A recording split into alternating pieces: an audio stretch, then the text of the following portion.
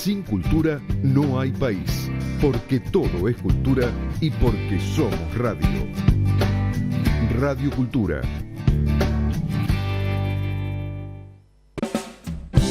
A continuación, conversatorio con Javier García Labugle.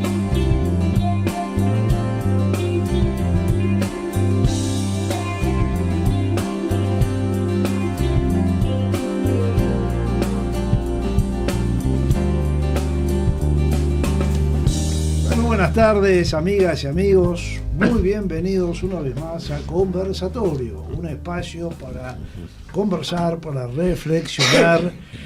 Y hoy tendremos el gran gusto de conversar y de reflexionar con Mario Terzano. ¿Cómo estás, Mario? ¿Qué tal, Javier? Con Roberto Azareto. ¿Qué tal? ¿Cómo estás? No me canso de presentarte. No, ya está.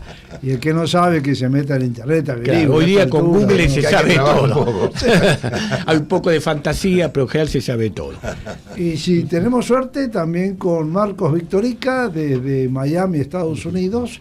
Yo creo que Marcos estaba reunido, dijo, con algún tipo que se llama Marcelo, no sé cuánto. Sí. Estaba, puede ser que esté con Marcelo. Cuando termine, por ahí llega. Cuando termine con Marcelo se acopla. ¿Cómo andan? ¿Terminaron de la diatriba del día? Muy bienvenido, Marcos Victorica. Hola, Marcos. ¿Qué tal? ¿Cómo andan? Muy bien. Divertido por ahora. Bueno, como ven, amigos de la audiencia, esto viene un poco relajado. Cuidado que después el corresponsal de la radio televisión francesa va a decir que el programa debe estar seriedad. Nos van a retar, así que pongamos humor, pero seriedad y profesionalismo, intentémoslo por lo menos.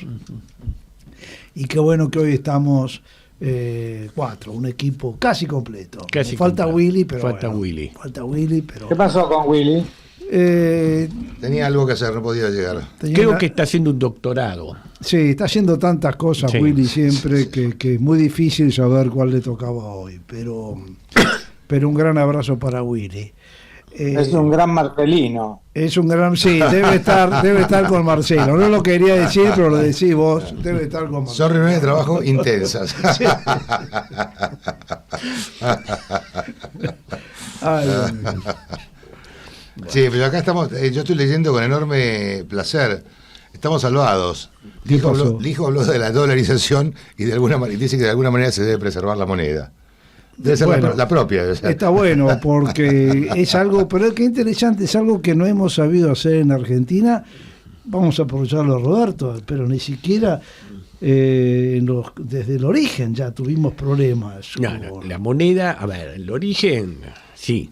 Tuvimos problemas de inflación ya de la época de la guerra con el Brasil. En el rosismo hubo mucha inflación, pero a partir de... nosotros empezamos a tener moneda propia con la primera presidencia de Roca. Con el patrón oro. Después viene de la crisis de 90 y el patrón. Pero ahí el peso argentino es de la primera presidencia de Roca. Hasta ese momento había coexistencia. Está la ley 70, la presidencia de Mitre, y el Código Civil de Vélez Arfiel, que admite que los contratos, lo que algunos ahora proponen hacer ahora, canasta de monedas, que se podía hacer en la moneda que uno elegía. Por eso hacía contratos en pesos plata chilenos, en pesos plata argentinos, los patacones, la plata boliviana. Se hacía. Eso se termina con la presidencia de Roca, y a partir de Pellegrini se empieza a prolijar la cosa hasta que se crea la caja de conversión, se adopta el patrón oro y tuvimos moneda fuerte hasta 1947, 46. La inflación empieza en la Argentina en el año 46. En el primer gobierno de Perón, con la presidencia del Banco Central de Miguel Miranda, un señor de escasa formación, que se envanecía porque había logrado hacer de la nada una fortuna. Claro, lo que pasa es que, hoy vamos a aprovechar para hablar un poco de economía, Marcos, que siempre... porque tenemos dos economistas, tenemos a vos y a Marcos en Estados Unidos. Por eso lo estoy invitando a Marcos. Porque en el fondo yo percibo que el debate de la moneda en la Argentina es muy superficial y es muy ideologizado, parece muy profundo, pero es muy superficial y muy simplista. Esa es la palabra, Muy simplista. Creen en la magia. Más que superficial, simplista. Y la verdad que hay una verdad muy simple que nos enseña la historia y nuestra historia en particular. Para que haya moneda tiene que haber disciplina. Tiene que haber disciplina fiscal y monetaria. No hay tutía. Después podéis inventar el peso, el austral, lo que quieras. Pero si no tenés disciplina fiscal y monetaria, no tenés moneda. No sé cómo lo ves vos, Marcos. Lo veo que has ¿cómo se llama? Prostituido un poco el tema, Bueno. porque es disciplina sin calificativos. La palabra es disciplina, no es disciplina monetaria, disciplina fiscal. Todo eso son consecuencias de la disciplina, digamos. Si uno no tiene la misma disciplina que tenés para levantarte todos los días a tal hora, para ir a trabajar, para hacer un esfuerzo, para estudiar, esta es la disciplina que tiene que tener una sociedad. Donde no tenés esa disciplina, lo que uno ve es el correlato económico de la acción. Pero el problema de la acción es básicamente la disciplina, o si vos querés la ética o la moral, o la grandeza inclusive de los funcionarios o los ciudadanos de tratar de hacer cosas por el bien común. Si todo eso no está, no hay economía que funcione. Sí, bueno, te digo, a ver, quiero retruco, pero está bien, disciplina, pero disciplina, solamente el concepto de disciplina es muy amplio. Disciplina militar, disciplina política, disciplina... Yo insisto y entrego el micrófono en la disciplina fiscal y monetaria. ¿Qué voy a hacer? Y la disciplina microeconómica, que exige una economía competitiva e integrada al mundo. Sí, es muy importante. Yo me voy a una definición muy clásica, que en los primeros textos más simples de economía política, decía algo así como que alguien que estaba al frente de la tarea de economía tenía que tener la habilidad para saber asignar correctamente recursos que son siempre escasos. Así es. A mí hay una cosa que me llama la atención siempre, que uno lee, medita sobre lo que pasa en Argentina, y es la falta de instinto de supervivencia de los argentinos. Porque vos podés no tener disciplina, por ejemplo, y evidentemente vas a ser menos eficiente en una serie de temas. Ahora, cuando vos voluntariamente, a lo largo de décadas, llevas adelante acciones que objetivamente perforan tu patrimonio, tu sistema de vida, la sociedad, la riqueza del país, y lo hundís, y entras en un relato, como yo decía la otra vez con algún amigo, decía, en Argentina el relato mata dato. Entonces, el dato no es aceptado y seguimos haciendo lo mismo. No es un tema de necesariamente de disciplina, me parece que es un tema de falta de instinto de supervivencia. Lo que pasa es que donde vos bajás, lo que traté de decir, que coincido con Javier, pero cuando vos bajás del Excel a la realidad, la disciplina fiscal o monetaria exige disciplina personal, social. Obviamente. Sí, de acuerdo. Entonces, a eso me refería, porque finalmente muchas de las frustraciones de Argentina con respecto a la inflación, y de hecho yo creo que Argentina, si no es el país con más inflación promedio en los últimos 70 años del mundo, debe estar entre los 2 o 3 primeros. Quiero decir que la inflación en la Argentina no es un accidente como en Hungría después que perdió la guerra, como en Alemania después que perdió la guerra, bueno, un accidente no, es una conducta sistemática. Y generalmente cuando se empieza a hablar de controlarla, surge el tema de que nadie quiere disciplinarse de una u otra manera, porque quieren vivir con más de lo que pueden, porque ¿por qué voy a trabajar una hora extra como hicieron los alemanes? ¿Por qué voy a dejar de robar? Porque qué sé yo. Y entonces uno se encuentra que atrás de todo el común denominador es la falta de una actitud de disciplina y de grandeza Todo el mundo quiere que el aporte sea del otro y uno cree que se preserva. La mía. La mía no. Claro. Y de realismo, creo que estamos coincidiendo, y voy a reforzar el concepto de Roberto, que es la definición básica de si tenemos economía como ciencia, es porque hay recursos escasos para múltiples necesidades. Y esto que parece muy básico es elemental de entenderlo, porque no es que se puede, esa falacia de que existe pobreza porque existen ricos, es una falacia. No, eso es una falacia. Y es una mentira histórica. Igual de mentira que es que hay pobres porque quieren serlo. Todo eso son sanatas para... Sí, son simplismos, lugares comunes. Totalmente. Y yo creo que un tema interesante que charlamos, Mario, y que sería bueno compartir con la audiencia, es este tema de la creación de riqueza y la libertad. ¿Qué está primero? ¿Qué es más importante? ¿La creación de riqueza o la libertad? Bueno, esto nació hoy de un papel que compartí con ustedes. Mira, yo, para empezar por otro lado, lo que charlamos hoy, yo nunca vi a nadie dar la vida por la tasa de interés. Pero creo que todos hemos visto a lo largo de la historia millones de personas que han dado la vida por su libertad, por la de sus hijos, en fin, etcétera, ¿no? Sí, por el culto, por su fe, etcétera. Por su fe. Por otros temas. Entonces, a mí me parece que el presupuesto de la vida que Occidente ha querido construir tiene que ver con la libertad. El primer principio inspirador es la libertad. A partir de la libertad uno puede construir riqueza y hacer negocios en un escenario de libertad. Y me parece a mí que por un error que no termino de entender, como lo decía esta mañana, hay mucha gente que está dispuesta a pagar el precio del comercio y de la riqueza con parte de su libertad. Admitiendo eventualmente incluso modelos de gobierno autoritarios que no son los que queremos en Occidente. Me parece esto, y creo que hay un error de vuelta. Falta instinto de supervivencia. Ya no solo en Argentina, me parece que en muchos países del mundo falta instinto de supervivencia. Esto es lo que yo creo, ¿no? Creo que los argentinos, que además hemos padecido temas de autoritarismo y de falta de libertad a lo largo de los últimos 100 y pico de años, creo que podríamos reflexionar sobre eso con un poquito más de sensatez a veces y decir, hasta acá llegamos.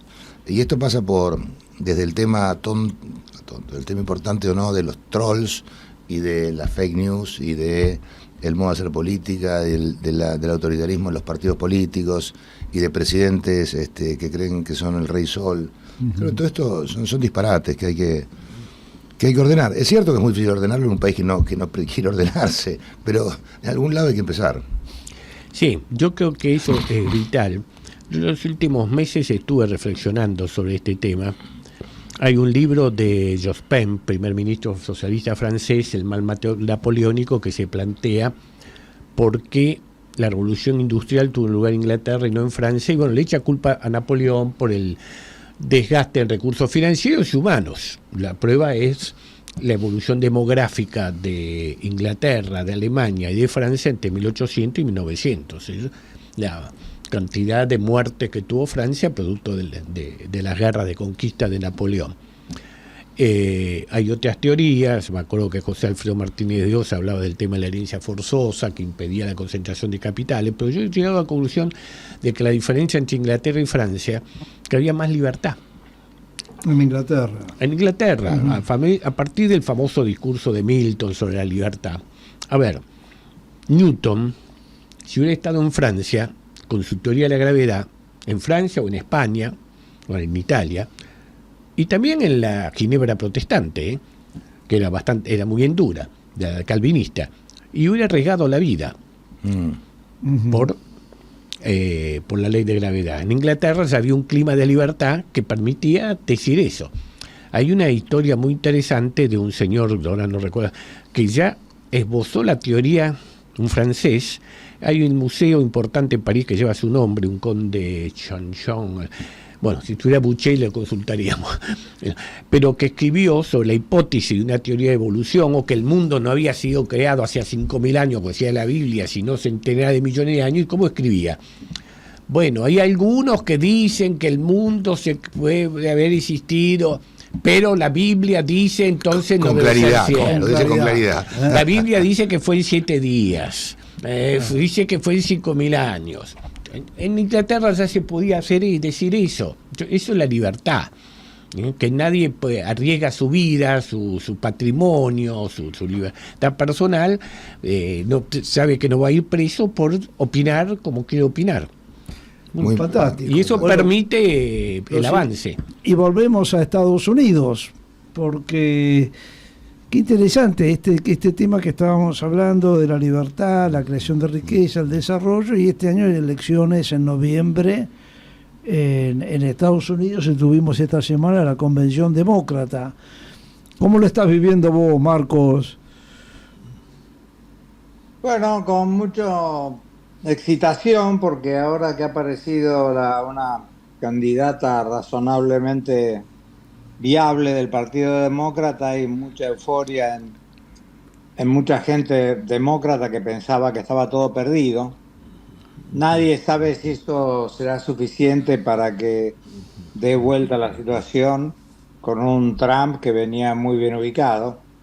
Siempre cuando aparece así un caso así con un candidato nuevo hay un efecto espuma, ¿no? Que después hay que ver si lo puede sostener.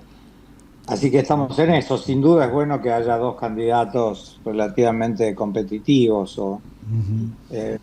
Biden evidentemente mostraba signos muy, muy complicados como para afrontar 4 años nuevos.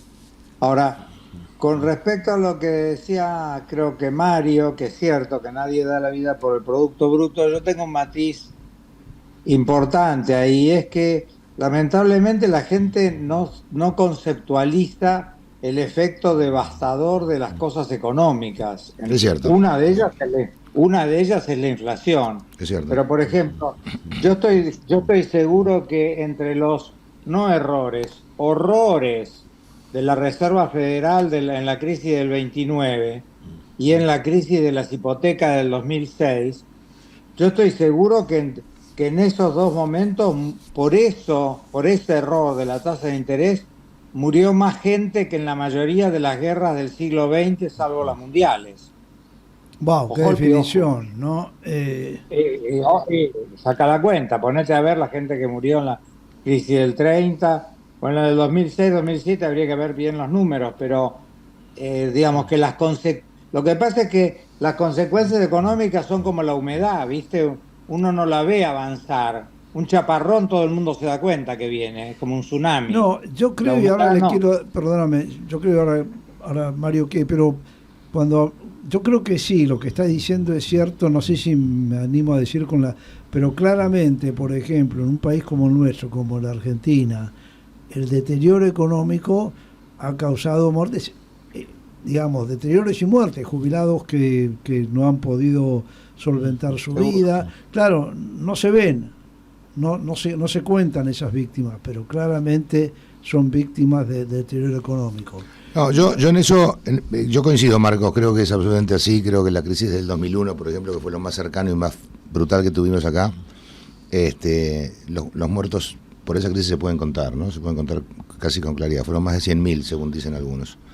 Lo que a mí me parece que hay que poder distinguir también en ese tipo de crisis es, por un lado, la impericia del Estado, y por otro lado, la avaricia de algunos jugadores que controlan el Estado. Entonces, en el 2001, por ejemplo, desaparecieron las reservas del Banco Central, prácticamente.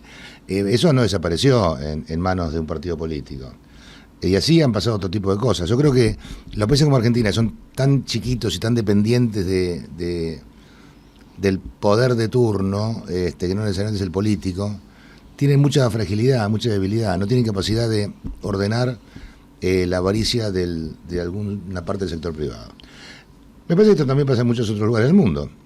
Pero ya que en Argentina se da una situación particularmente llamativa, y es que para una cantidad de jugadores enormes, cuanto peor le va al país, mejor le va a un balance determinado. Esto no pasa en Estados Unidos, no pasa en Francia, no pasa... en general hay más consistencia que le va bien al privado y le va bien al Estado, le va bien al privado. Mario, yo formaría con eso una ley tipo la ley Baglini, que quiere decir, cuando en una sociedad son más los poderosos a los que le va bien con la decadencia que con el crecimiento, esa sociedad tiene un problema. Obviamente, muy bien. Bueno. Yo creo que estamos todos de acuerdo con eso. Después hablar en castellano sobre esta definición es muy difícil, ¿no? Que es una sociedad que piensa que esto que no hay posibilidad de que esto sea un gran país. ¿Cómo salimos de la crisis de 1890? ¿Cómo salimos de esa crisis cuando renuncia Juárez Elmen, se hace cargo Pellegrini?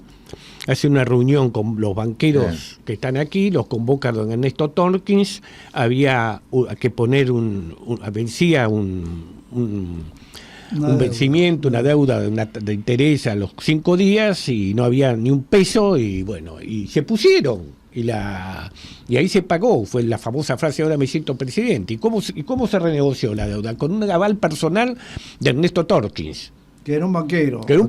Ernesto Torkins avaló que la Argentina iba a cumplir. Y entonces en Londres dijeron, y en París, que también teníamos deuda con bancos franceses, mirá, avaló Ernesto Torkins. Eso hizo Rothschild en Francia, lo mismo. Bueno. Y ahí vinieron las décadas de mayor crecimiento de la Argentina. Había un grupo económico, los grupos económicos de la época estaban comprometidos con la prosperidad de la Argentina. Y no con decir, no, con la nuestra no.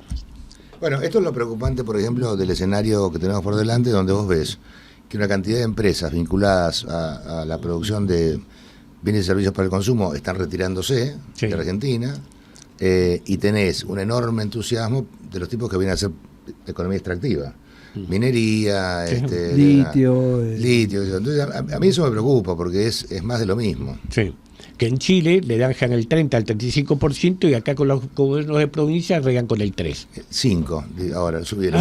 Mirá, qué maravilla. Una enorme Que concesión. uno de los dramas que tenemos en la Argentina y comparado con Estados Unidos es que estos ya casi 25 años de deterioro del siglo XXI. El siglo XXI ha sido un siglo de decadencia para Argentina. Nos ha dejado, digamos, ¿qué es lo que hace? Lo hemos hablado otras veces, grande Estados Unidos, un sector privado de millones, enorme, de cientos de millones. Y aquí la crisis y la decadencia y la pobreza ha destruido el sector privado. Esa es la realidad. Y hay que reconstruir el sector privado. Es decir, el trabajo, la empresa, yo creo que Dale. Cuando uno vive acá, y ustedes también, algunos que ya lo han vivido, hay cosas ciertas fantasías que se cambian. Por un lado, acá también hay mucho delincuente, llamémosle así, también entre los ricos, ¿no? Los mados, todos esos muchachos. Bueno, hay uno que quiere volver a ser presidente, que es un delincuente también. Son rubios, hablan inglés y todas esas cosas que nos dicen. Así es, que quiebran como Trump. Claro, exactamente. Eso por un lado. Y por otro lado, yo creo que hay un tema clave, que es que en algún lugar acá el que las hace las paga. Eso, está muy bien. Muy si te agarran, no te protege nadie. Claro, a mí me dijeron alguna gente amiga que cuando lo demás se sabía 2-3 años antes. Y un poco el cuento acá es hacer lo que quieras. Si te agarran, no te salvás. Ahora, mientras no te agarren, haz lo que quieras. Y esto es un poco lo que se nota, quiero decir, porque el valor no sería que acá sean todos buenos. Acá también hay muchos sinvergüenza. Lo que pasa es que básicamente el sistema los va controlando, los va acotando. Bueno, muy importante. Hay un estado fuerte con capacidad de regular y aplicar la ley. Bueno, yo recuerdo un episodio del 2002. Además de lo de Madoff, que es un caso claro, fíjate lo que pasó con Jeffrey Epstein. Tema importantísimo, ¿no? Tipo multimillonario. Terminó por eso. Y después terminó. ¿Qué Marcos? Epstein, ¿cómo se llama? Es amigo de Marcelo. El amigo de Marcelo. Y el príncipe Andrés. Escúchame, cuando cayó preso, yo dije: este muchacho no puede esperar en ir a abrazarlo al señor ya mismo. Claro, obviamente. Más despacio en la tierra. Obviamente, posición de astronauta a alta velocidad. Pero ese es un Tal tema, cual. ¿no? Allá el que la hace la paga. Me gusta esa. me Miren, gusta yo esa recuerdo un frase. episodio de los primeros meses del 2002. Y no voy a nombrar al periodista argentino porque está muerto y no se puede defender, pero fue muy importante. Una de las primeras medidas del señor Duhalde fue derogar la ley de subversión económica, que ese periodista elogió que se derogara, porque decía que era una arbitrariedad. En esos días estalla el escándalo Enron en Estados Unidos, que era contribuyente del Partido Republicano. Además, los dueños eran señores muy importantes. Bueno, y el señor Bush, hijo, no movió un dedo para defenderlos, fueron a la cárcel y hizo aprobar una ley de subversión económica peor, más grave que la nuestra. Bueno, ahora, la ese misma... periodista que elogiaba que se lograra Argentina, después a la semana, porque fue una diferencia, elogiaba y dice, ¿cómo reacciona Estados Unidos? ¿Qué ejemplo? Fíjate que esa semana, hasta dónde, bueno, ahí está el tema de preservar el Estado, ¿no? Claro. Esa misma semana cayeron Enron y Arthur Andersen. También, Un flagship claro. americano. Claro, porque estaba relacionado con el tema de Arthur Andersen. El mismo negocio. Claro. Pum. Arthur Andersen era Sí, la no que- había informado sobre las Ahora, tropelías de... Fíjate vos, los tipos mataron a dos enormes empresas americanas en una noche Sí, sí. porque había que terminar con ese tema. Y Sí, había sí. que ir para otro lado. Sí, sí. Y te digo más, y después, años después, en el 2008, en la crisis financiera del 2008, no hubo empacho en terminar con los bancos más grandes de Estados Unidos y con las dos instituciones hipotecarias, el Fannie Mae, que quebraron, literalmente quebraron. Y el Citibank, que la acción valía $50, pasó a valer 0.25. Exactamente. Sí, 25. pero lo reflotaron al City, no lo Sí, dejaron no, caer. pero el City se va con Nación de Estados Unidos, no puede Bueno, quebrar nunca. Pero esperá, pero la acción, el valor del Citibank bajó de miles y miles de millones de dólares a... Ahí hubo gente que hizo mucho Bueno, dinero, bien. mucho Sí, sí. dinero. Hubo algunas relaciones en la Argentina. Bueno, con Marco sabemos No algunos solamente de en esos Argentina, temas. pero acá también pasan cosas. de Obvio. esas, eso hay que entender. El punto es que no llega a tal distorsión. Y además hay otra cosa que es clave. La inflación, que es el mal endémico de Argentina, ataca fundamentalmente a la clase media. Todos estos muchachos de los cuales estamos hablando nosotros no son clase media. Esos te toman préstamos en yens al 0% y los colocan al 5% en bonos de la Reserva Federal. No tienen problema, están por arriba de la ley de gravedad. El problema es que la inflación destruye la clase media, que es a su vez la que genera la mayor parte de la riqueza. Si vos tomás acá en el Producto Bruto, la mayor parte no te la generan las grandes empresas, te la genera la empresa pequeña y mediana. Bueno, por eso mismo es el único colchón sobre el cual apretar cuando hay crisis. Y yo creo que Claro, está pero por eso en Argentina está destruido y acá no, que es la inflación la que destruye eso, porque acá, como te digo, acá también tenés que depende del gobierno que gane, hay sectores que ganan o no. Por ejemplo, vos ponés bien el ejemplo, la crisis del 2006 terminó siendo un festival para los 4 o 5 bancos más grandes, no casual, Sí. No. pese a que, como vos decís, Mario, el Citi pasó de valer $60 a $2, pero al que era presidente del Citi en ese momento se fue con un bonus de saludo, de felicitación, de $200 millones. Pobre Eso no hombre, lo pasó mal. pobre tipo. No lo pasó mal. Está bien, esos grandes bancos no, pero otros bancos sufrieron Bueno, pero digamos, no, el tema es que allá me gusta este concepto de que la hace la paga, y eso Tal vez no siempre, ¿no? Creo Bueno. que hay muchos casos en los que la justicia también es inoperante o, está bien, pero en o general seducida. Pero hay más, digamos, donde los temas son tan grandes que afectan la estructura del Estado y el ongoing de Estados Unidos, ahí alguien se para en el medio y lo corta. En general, digo. pero es el imperio de la ley, rige la vos, ley.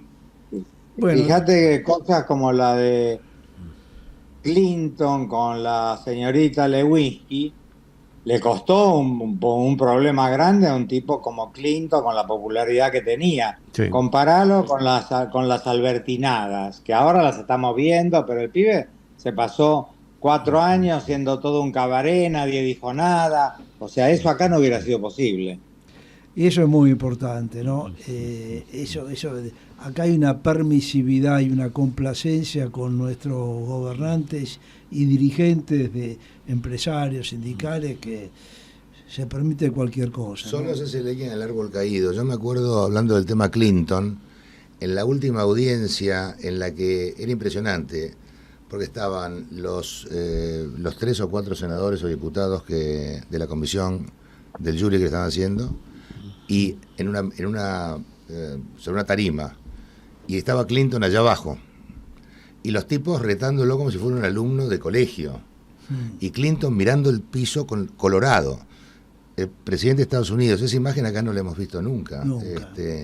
Se lo pueden llevar a Martín García, pero eso de que la institucionalidad funcione, sí, a mí me parece maravilloso. Y Roberto Azareto, estábamos comentando, escuchaste con mucho interés la convención demócrata que se realizó esta semana. ¿Qué conclusiones podés compartirnos con nosotros y con la audiencia? Bueno, primero, al renunciar a la candidatura a Biden, que ahí demostró cuál es una diferencia de Biden con Trump, ¿no?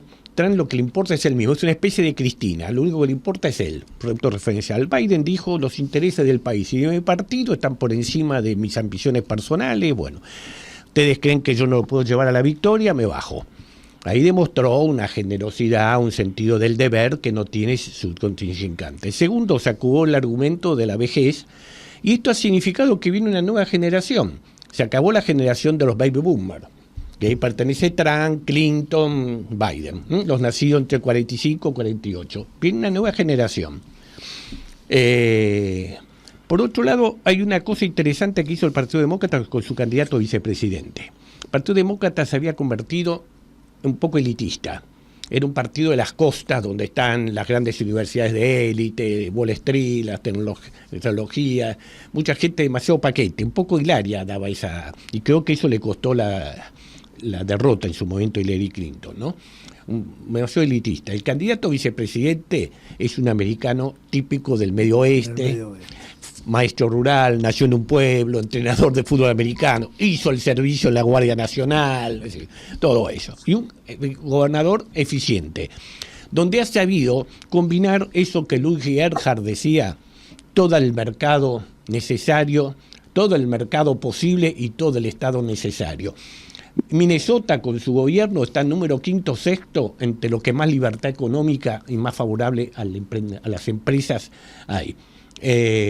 Pero a su vez se preocupa de tratar de que todos tengan un mínimo de bienestar, facilitando a los más pobres estudios universitarios, a los que promueve la inmigración, no tiene problemas con los inmigrantes, dice: ellos aportan, trabajan, es decir, no los persigue, y hace una política de salud favorable, que es lo que decía Erhard, todo el Estado necesario dentro de una economía de mercado que hay que estimular lo más que se pueda, toda la libertad que hace falta para que el capitalismo funcione.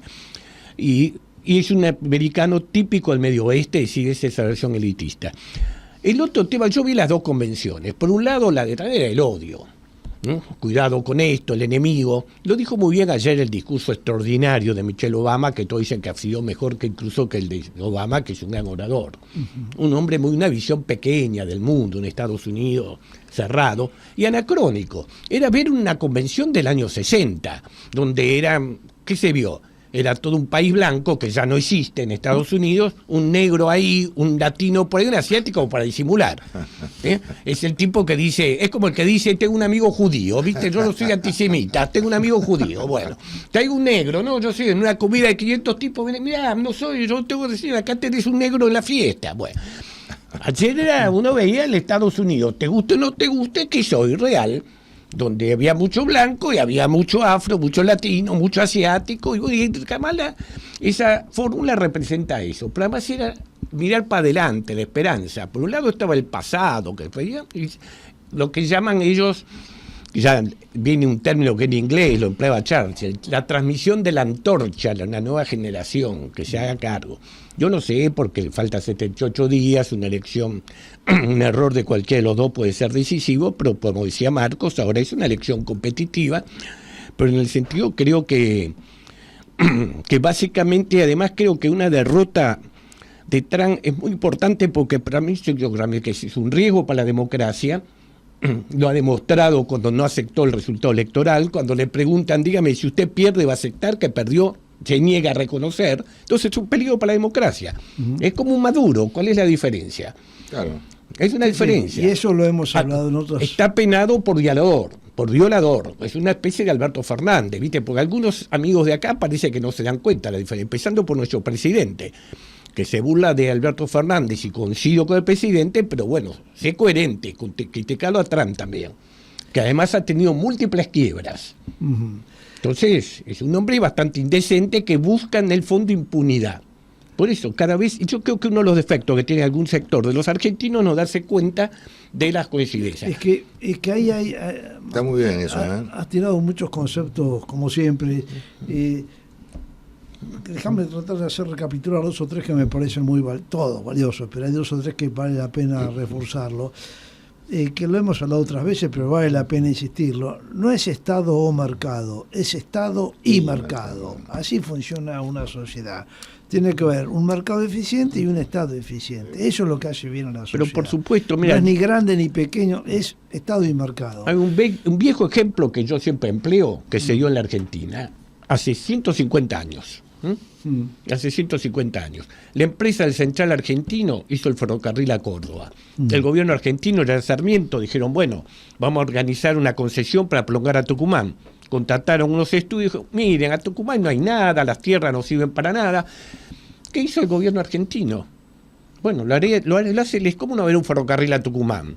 Buscó financiamiento, logró un empréstito en Londres, que era en ese momento el único lugar donde se compensaban capitales. 10 años después ya se podía ir a los franceses, y construyó, por eso de Troya Angosta, para hacerlo más económico, y en 1876 Avellaneda inauguró el ferrocarril a Tucumán. Yo lo he discutido con algunos de estos libertarios, dicen, si el mercado dice que no hay que hacer, no había que hacer el ferrocarril. Están suspendiendo la conectividad de provincias con el tema de aerolíneas. Están dejando partes del territorio argentino sin conexión. ¿Qué hubiera sido del norte si el ferrocarril hubiera quedado a Córdoba y no hubiera habido trenes a Tucumán, a Salta y Jujuy? No, es que tiene que haber una mayor claridad. Esto que está diciendo Mario es pesado, ¿no? Pero el otro concepto que, de vuelta, parecemos clase, pero me parece bueno poder reforzarlos en nuestro espacio. Democracia versus autoritarismo. Sí. Democracia. Democracia.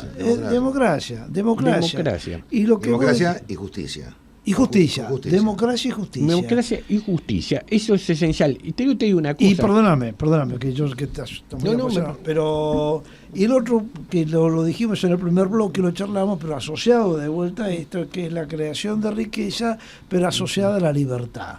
No disasociada. Entonces aquí hay como 2 o 3 parejas indisolubles. Y para la Argentina esto es clave, para toda la región. El tema de la justicia es importantísimo, y el deterioro te lo demuestra que para conseguir inversiones hemos resignado la soberanía en materia judicial.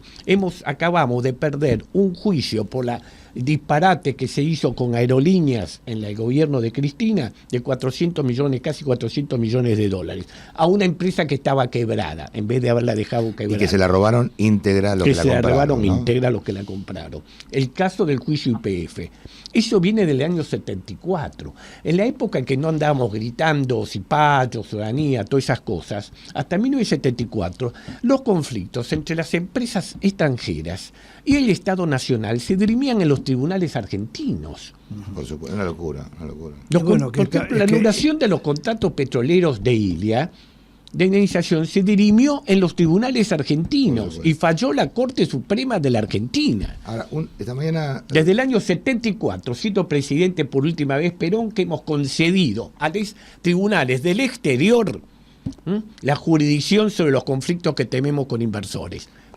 Ayer me comentaba, digo, acá hay 2 temas que se juntan. Por un lado, la falta de negociadores en Argentina. Es como que el Estado ha perdido negociadores de primer nivel. Y ayer me comentaba alguien con el que estaba reunido, que él, hablando de YPF, que el gran temor que tenía el grupo La Caixa, que al final son los accionistas principales eran de Repsol y de YPF, era el reclamo que Argentina podría haberles hecho por los daños ¿cómo se ambientales. llama? Ambientales.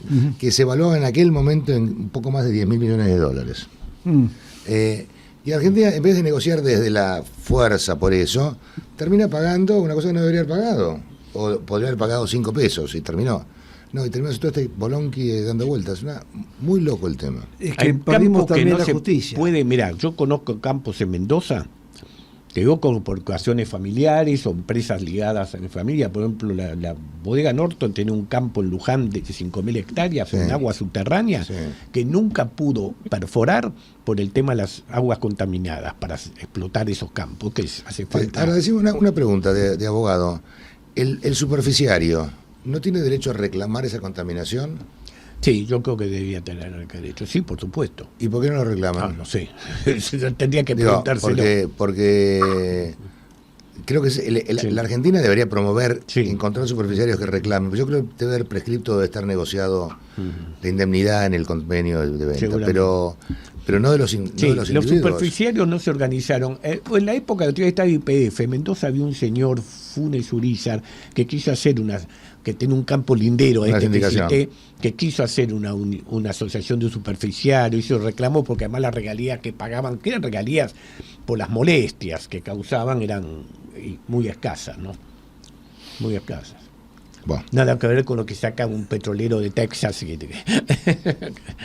que pasa mejor vida. ¿Y sabes por qué me parece interesante todo esto que hemos estado hoy conversando?